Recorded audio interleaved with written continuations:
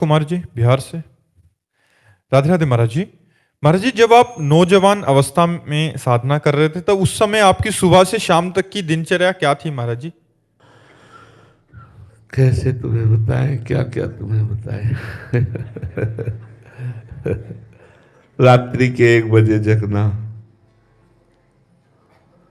9 बजे सोना, 1 बजे जगना, 1 बजे से 4 बजे तक भगवत चिंतन करना, 4 बजे गंगा स्नान करना, गंगा जी के समीप ही रहना, फिर 9 बजे दिन में स्नान करना, फिर 4 बजे शाम के स्नान करना और उड़िया बाबा के प्रवचन रूपी ग्रंथ साथ रखना और हर समय भगवान नाम चिंतन, मंत्र चिंतन, योग वाशिष्ठ वेदांतों के जो ग्रंथ थे उस समय सब ये चिंतन।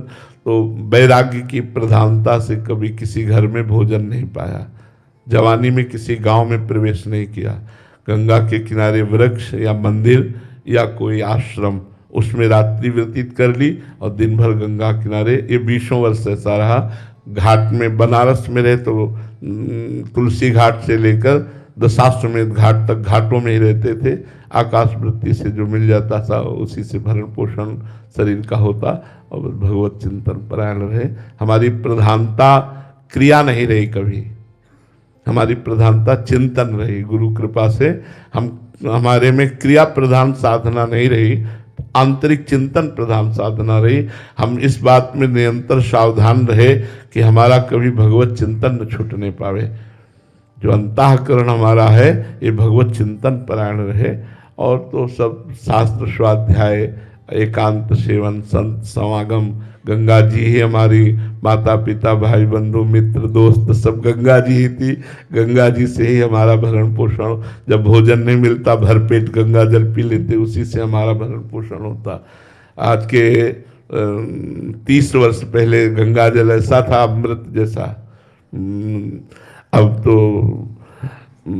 यमुना जल और गंगा जल आप भरपेट पी भी नहीं सकते। ये सब बड़े बड़े नाले गिर रहे हैं।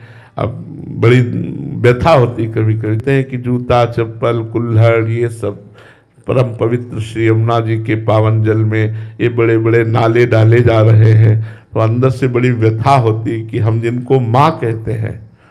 एक विदेशी ने कहा हमारे यहाँ के सरोवर जलाशय झरने नदी और समुद्र आप इनको देखिएगा एक भी कहीं गंदगी नहीं मिलेगी। बोले आपके भारतवासी गंगा को माँ कहते हैं, जमुना को माँ कहते हैं और इसी में नाला छोड़ते हैं, गंदगी छोड़ते हैं। बोले कैसे हैं आप, कैसे भारतवासी हो कि अपनी माँ को गंदा करते हो?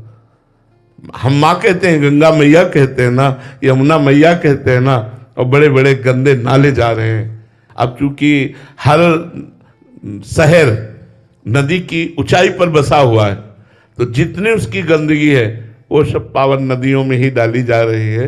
तो उस समय ऐसा था, हम जब वृंदावन आए थे भरपेट यमुना जल पीते थे। तो बड़ा अंदर से क्लेश होता है। रोज यमुना जी से प्रार्थना करते हैं, हे यमुना रसरानी हमारी कभी ये दोष दृष्टि न होने पावे कि आप में नाला बहता है। आप तो परम पवित्र हैं, लेकिन ये बाहरी दृश्य बड़ा बड़ा ही सोचनीय है। आप लोग हमारी बात समझ रहे होंगे। आप बड़ा सोचनीय है कि जिन्हें हम माँ कहते हैं, जिन्हें हमारे यहाँ भगवान के समान पूजा गया है, उनमें नाले डाले जा रहे हैं। जहाँ हम दुग्ध से अभिषेक करने की भावना रखते हैं गंगा यमुना में, वहाँ ये नाले डाले जा रहे हैं। तो उस समय जो बात थी वो जीवन भरण पोषण ही गंगा जल से होता था। तो यौवन अवस्था गंगा जी के तट पर कटी और आखिरी अवस्था यमुना जी के तट पर कटाई। वृंदावन में आगे श्री जी जाने क्या व्यवहार, क्या लीला है, क्या माया है उनकी, ऐसा जी।